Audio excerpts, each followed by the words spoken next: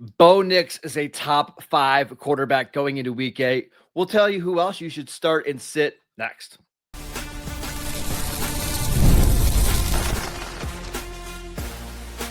You are Locked On Dynasty Football, part of the Locked On Podcast Network. Your team every day.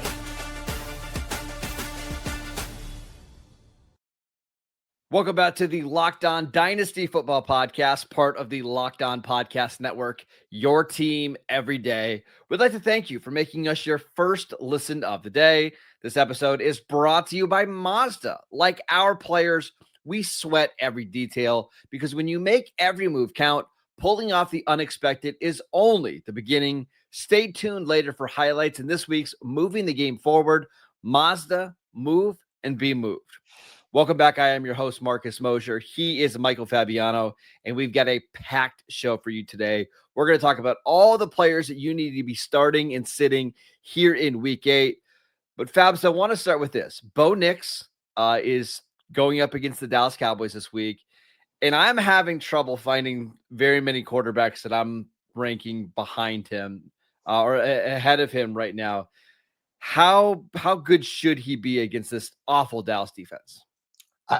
I mean, look at the numbers, right? I mean, the Cowboys have given up 17 plus points to 7 quarterbacks. 5 have had more than 24 points. So, by the way, they've only played 7 games, so that's why it makes that stat even more. If you're looking at the numbers, I mean, he should put up a top 5, top 8 game at worst against Dallas. And it's funny, I still can't believe that last week he scored almost 36 points in the fourth quarter of that game against the Giants. That was just bananas. And, Bo Nix, he is avoiding the sophomore slump where Jaden Daniels, who the Cowboys recently played, injuries may be causing it, but Bo Nix needs to be in your starting lineup. And remember, there are 6 teams on a bye. This is Byemageddon. We've already had 1 game played. I hope you started Justin Herbert, by the way. So Bo Nix definitely needs to be in your lineup this week. And real quick. Yeah. One of the little cheats that you can do to help make decisions is go over to FanDuel, take a look at the over-unders for games. And if it's a really high over-under, break the tie that way. And of course, because it involves the Cowboys this week, the Cowboy Bronco over-under is the highest in the league at 50.5. Odds makers believe this is going to be a high-scoring game. That bodes well for Bo Nix's fantasy outlook. Yeah, and obviously you're going to start Dak Prescott too in this game. Even though it's Denver, well, Jackson Dart proved they're not impenetrable. So Dak is also a very good play this week. I think that's obvious at this point. And Daniel Jones. I mean, the Jones comeback tour continued last week. He had over 22 fantasy points. He's scored over 22 in 2 straight games. And I think he's a starter this week against the Titans. I mean, Titans are a dumpster fire, and their defense gave up over 23 points to Drake May. So also, Jones can run with the ball similarly to Drake May and his skill set. So you're going to be starting a lot of Colts this week, and Daniel Jones will certainly be one of them. Which quarterbacks are you benching going into week 8? It's hard to really pick out a big name who is a regular starter in fantasy this week because there's 6 teams off, and not for nothing, but the quarterback position is not great, right? I mean, you've got your high-end guys, and then you've got your guys that are usually reliable, and then everybody falls off a cliff. So Tua has fallen off a cliff, but some people may have to start him because, well, Byemageddon. But he has 5.2 points in his last 2 games, not averaging, combined. He had negative points last week. That Dolphins offense is a disaster. And Atlanta is actually good on the defensive side of the football. They've held all but 1 quarterback, including Josh Allen, to fewer than 17 points. So Tua is not a good play, and CJ Stroud's not a good play either. Now, he has had 18 plus in 2 of his last 3, but last week, I told you not to play him. Not good against Seattle. No. Now you've got the Niners. And the Niners on a short week.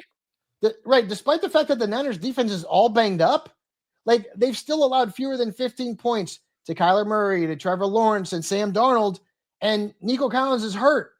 So Stroud is really hard to trust. Real quick, back to Tua. I feel like this Atlanta defense is going to be one. It's almost like Cleveland, where when they're home, you just don't want to play your quarterbacks against them. But when they're on the road, they're just not as scary. And again, Atlanta's at home this week. Usually Tua has been, or at least historically, Tua has been pretty good indoors. But without Tyreek Hill, we'll talk about Jalen Waddle in a little Darren bit. Waller. Darren Waller's out. I think this is a good opportunity to bench him. Would you play guys like Joe Flacco and Aaron Rodgers over CJ Stroud and over Tua this week? Yes. Okay. Just sort of feel like we're going to get an Aaron Rodgers revenge game a little bit, like just 3 touchdowns, 300 yards. We'll see. Let's go to the running back position. And again, this one's another tough one because you have so many teams on bye. Which running backs are you starting in week 8? And Marcus and I will get to some streamers at all these positions a little bit later on the show. But again, when you have so many teams off and you have the injuries that you have, we're not going to be blowing your minds here, with any picks that are like, wow, that's bold, Cotton. And Cam Scadaboo's got a great matchup this week. The last time he played the Eagles, he had 31 points. He's seen a 42% touch share over his last 4 weeks. He's averaging 19 points per game in that time. And one of those games, again, came against Philadelphia. Cam Scadaboo has been quite the find in fantasy because he was not a guy that was being drafted in the first 5 rounds.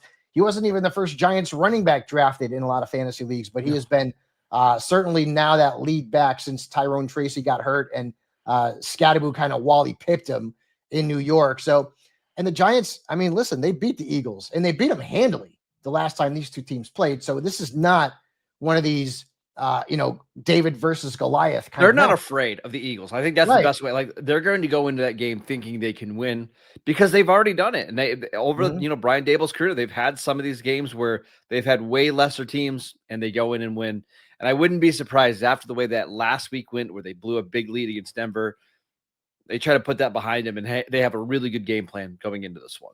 Yeah, so Scadaboo's got to be in your lineup, and DeAndre Swift too. Like he's been on fire.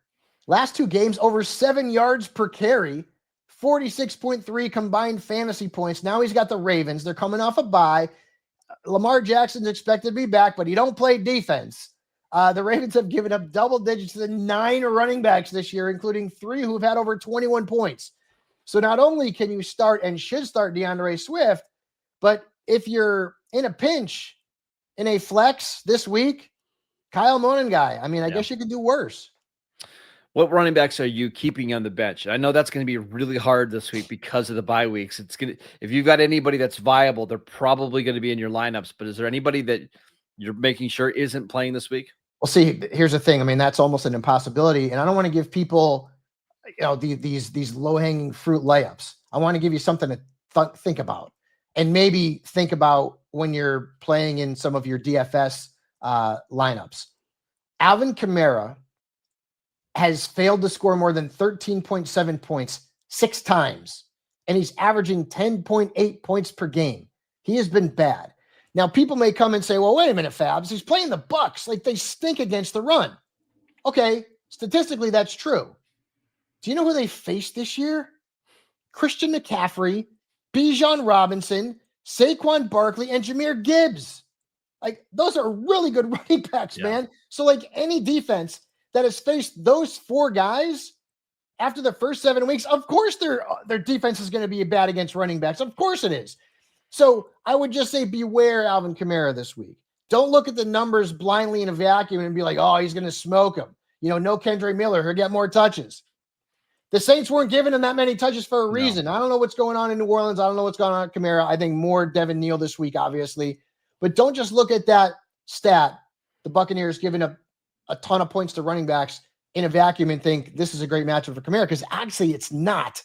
And then Tony Pollard. While I'm starting all my Colts, I'm probably sitting all my Titans this week. He's averaging 10.7 points per game. He's been held to single digits 3 times. He's lost some snaps and touches to Tajay Spears, and the Colts have given up the 4th fewest points per game to running backs. I have Tony Pollard in quite a few of my leagues, redraft in Dynasty, and I thought that we all knew this Titan team was going to be bad, right? But I thought Pollard, because he is a really good receiver, he was a receiver at Memphis, I thought he would get a lot of these like late game receptions to help kind of increase the floor a little bit. That just really hasn't been the case. And maybe that's because you have someone like Cam Ward, who's a mobile quarterback. And we know, like, historically, Fabs, mobile quarterbacks don't throw the ball to the running backs. I got to be honest, this has been a really disappointing year for Tony Pollard. So much so that I wonder if he's somebody that could get dealt ahead of the trade deadline because it's not working out in Tennessee. And I could see a contender, even someone like New England, be interested in his services. Boy, imagine that if the Patriots go out and trade for a running back Well, after drafting Trevion Henderson. They're not using Henderson in the second round. I know. I get it. I understand. And that's a problem if you're in a dynasty league and you've got him. All right, let's talk about some wide receivers that we are starting and sitting here in week 8. We will get to that next. This episode is brought to you by FanDuel. The NFL season is here, and FanDuel has an offer that you don't want to miss. Right now, new customers can bet just $5 and get $300 in bonus bets if you win. That's right. Pick a bet, put down $5, and if it hits, you'll unlock $300 in bonus bets to use across the app. It makes watching football even more exciting when you've got a little something riding on the action. And whether you're a casual fan or you love diving into the stats, FanDuel makes the game day experience so much better.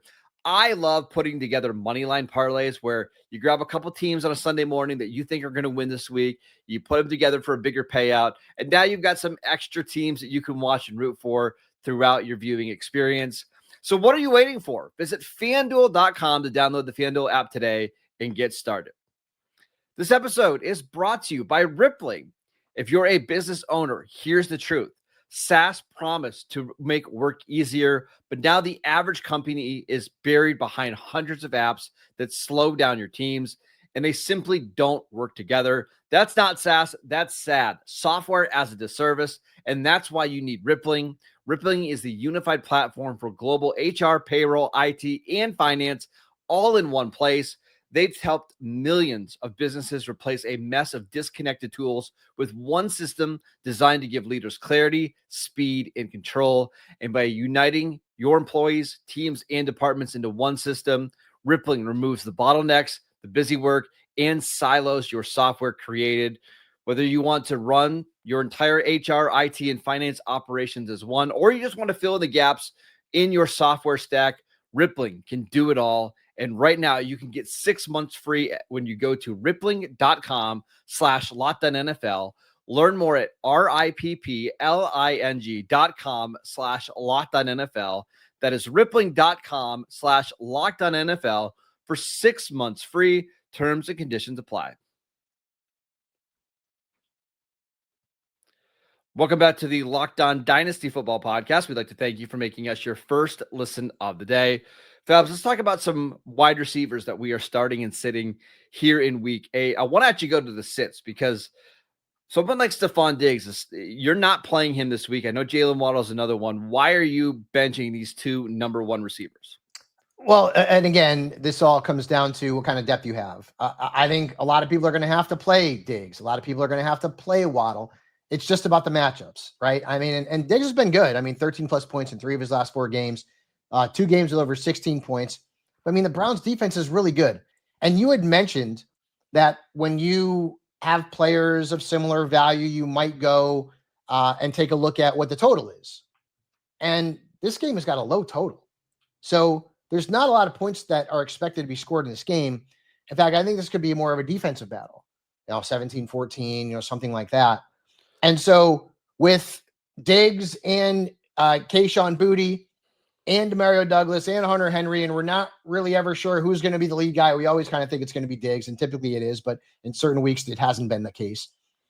He's not like this set it and forget it like when he was with Buffalo, for example. So there are some players out there that we don't love that we got to play. Waddle's another one. I mean, real quick, 2.5 points last week. But Cleveland, New England, real quick. Yeah. 40.5. That is the lowest total this week over on FanDuel. And we should also mention Cleveland's got a very good secondary with Denzel Ward. Now they've got Tyson Campbell. Like they're going to have the corners to match up with Diggs and with the receivers. It feels like if anything, it's going to be more of a Hunter Henry, Ramondre Stevenson type of game rather than Diggs. Yeah, exactly. And again, that's why when you say start sit, nothing is ever, definitive. Like, oh, you got to sit this guy. You got to start this guy. It all depends on what your roster looks like, for crying out loud. I will say this. I'm in some leagues. I'm starting Tez Johnson this week. I am in Scott Fish. You guys are all very familiar with Scott Fish. and Scott Fish's tight end premium, I'm starting 5 tight ends this week because I have all my guys are on buys. It's crazy. So be smart, and you can check out my rankings over at Sports Illustrated for your final call. And then I mentioned Waddle.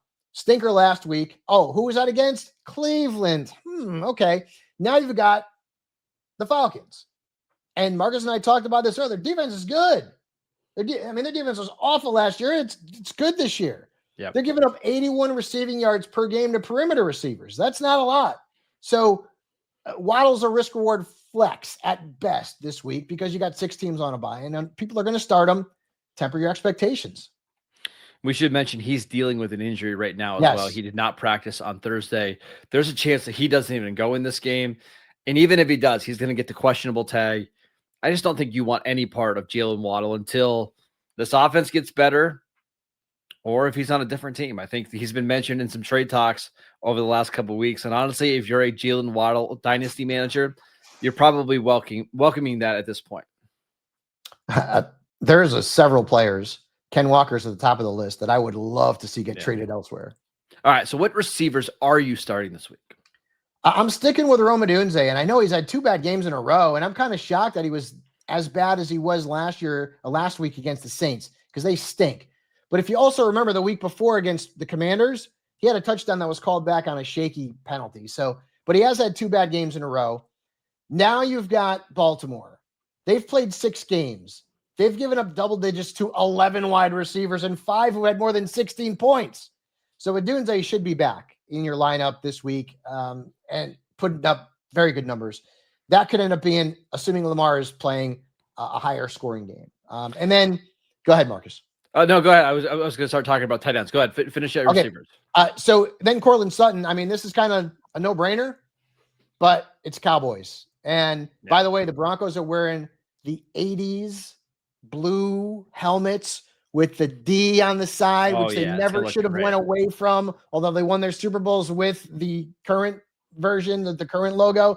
So that's going to be a fun uniform matchup because you're going to have the Broncos wearing the Orange Crush uniforms against the Cowboys in the glorious whites. That's going to be fun. Anyways, I digress. The Cowboys have given up 15 plus points to 7 wide receivers, 3 over 28 and 1 with almost 38. So Sutton's a great play. And if you need help this week, Troy Franklin and Marvin Mims are not bad flyers. 100%. That's exactly what I was going to say. I would be fine starting either of those guys as what the heck flexes. Let's go over to the tight end position. I'm going with Oronde Gadsden. We're recording this on Thursday. I would start him over TJ Hawkinson. No, we're not. This is on Friday. I actually did have Gadsden ranked ahead of TJ Hawkinson, who was breaking my back in a couple of weeks. I know. We're going to have a bigger conversation about Gadsden next week and his dynasty value because my, oh my, he looks really good. But if you didn't start Gadsden last night, who are you starting this week? Tucker Kraft. This is the 3rd week in a row I'm telling you to play him. 2 touchdowns and nearly 40 fantasy points in his last 3. This week he's got the Steelers. They've allowed 4 tight ends to beat them for over 10 points, including 1 in each of the last 2 games. So I like Tucker Kraft. Dalton Schultz popped up on the injury report. Assuming he's good to go, he's a really good play this week. He had a big game last week. Nico Collins is hurt. And so I think Schultz is going to see a lot of targets. And not for nothing, but Christian Kirk is also banged up. He didn't play last week. No. And we're not sure he's going to play this week. It doesn't sound like he is going to play. The top 2 guys are going to be out here. So Dalton Schultz is going to see a lot of targets in this game. So get him in your lineup. And for me, I love Cade Otton this week. Against the Saints, it's another high scoring game. No Mike Evans. Emeka Buka is still dealing with a hamstring injury. He's going to play. I just think Cade Otton, who already has a role in this offense when everybody's healthy, I wouldn't be surprised if he gets an extra 2 targets this week. And with so many teams on bye, I think that gives you another solid option. There are a number of tight ends to throw darts at this week. And Gadsden was one of them. I'm not going to come out and say, well, he's a must start after 2 really good games. Maybe now he is after 3. But Otton's one of them. Schultz is one of them. Mason Taylor is one of them. The Bengals are the worst team in the league against tight ends. So there are some options out there. A couple of tight ends that I would not play this week. Zach Ertz against the Chiefs. Go and look at Zach Ertz's numbers with Jaden Daniels. Good. Go and look at Zach Ertz's numbers with Marcus Mariota. Not good. And the Chiefs have allowed just one tight end to beat them for more than 10 points this season. So Zach Ertz is not somebody I like. And it looks like, I don't know for sure, who the hell knows with the damn Commanders, that Debo and McLaurin are trending towards playing. So I wouldn't play either of those guys this week if you can help it. Take it for what you will. Yeah. And then Pat Freiermuth, don't chase the points. He had 28 points last week. He had 15.7 in the 5 previous games combined. The Steelers are using like this 3 tight end rotation between Freiermuth and Jonnu Smith. If you're starting the Steelers tight end, it's probably Smith. And then you got Darnell Washington in there as well. I'd rather avoid that, man. It's a big time headache. All right, let's talk about some streamers for week 8. Guys that are maybe on your bench or in your waiver wire that you can pick up and put into your starting lineup here in week 8. We will get to that next. This episode is brought to you by Mazda's moving the game forward for those who believe it's not just about playing the game, it's about redefining it. These are the moments that do more than just put points on the board. They move the game, they move culture, they move the crowds, and they keep the game moving forward. And this week's moment that moved the game forward is Oronde Gadsden in his big performance, not only on Thursday Night Football, but also last week in week 7. It's been unbelievable how good he's been in the last 8 quarters. I think the stat I saw was 233 yards. It feels like the Chargers finally have a tight end that can make plays down the field after the catch. And he's our player that's going to be getting dynasty managers talking, making trades. It's just our next breakout tight end, and I couldn't be more excited that it happens. He's keeping dynasty managers moving the game forward. And when you follow what moves you, the unexpected is only the beginning. And just like there's more to every highlight, there's more to a Mazda vehicle. Mazda, move and be moved. Welcome back to the Locked On Dynasty Football Podcast. We'd like to thank you for making us your first listen of the day. For your second listen, check out the Locked On NFL Podcast. 2 shows every single day. 1 in the morning with Tyler Rowland, 1 in the afternoon with Tony Wiggins, available wherever you get your podcasts. All right, let's talk about some week 8 streamers, guys that you are promoting from your bench or maybe even your waiver wire into your starting lineups. Who do you got? Joe Flacco. You know, we talk about Aaron Rodgers' revenge game. Joe Flacco's got a revenge game too against the Jets. Remember how bad he was with the Jets? I mean, it's crazy that he's as good as he is now, but you know, that's what happens when you have Jamar Chase. Well, is he still good? He had 1 good game on a Thursday night. I don't know if he's good anymore. 19 plus points in 2 games with Cincinnati. And let's not forget, this is Joe Flacco. This is what he does. He has 1 good game followed by 6 bad ones. All right. Well, you don't like him against the Jets. I don't think he's I don't know about that either. I don't think he's a bad option. The matchup's not great on paper, but the Jets have given up 17 plus points to 3 different quarterbacks this year. So I think Flacco is a streamer. I think Aaron Rodgers is a streamer this week. Michael Penix Jr. was on the injury report this week. I mean, if he's good to go, he's a streamer as well. Yeah, I want to go back to Aaron Rodgers really quickly because I almost don't think he's a streamer anymore. I'm wondering if he's just somebody that you are playing in every single 2 QB league. Well, I don't know. Yes, 2 QB, but traditional, no. Traditional 1 quarterback leagues, no. But I do think there are going to be some of these games where they play lesser defenses. Now, Green Bay doesn't have a lesser defense, but I do think there's going to be some of these moments because I don't think this Pittsburgh defense is what we're used to seeing. And they're just going to have to score 24, 27 points to win. And Rodgers, God bless him, loves to throw the ball at the 1-yard line to get some of these cheap touchdowns. And that's what we care about for fantasy. So I do think Rodgers is somebody that more often than not, you're going to want in your starting lineup. Isn't that crazy? 41 years old, still slinging it, man. And he's been inconsistent.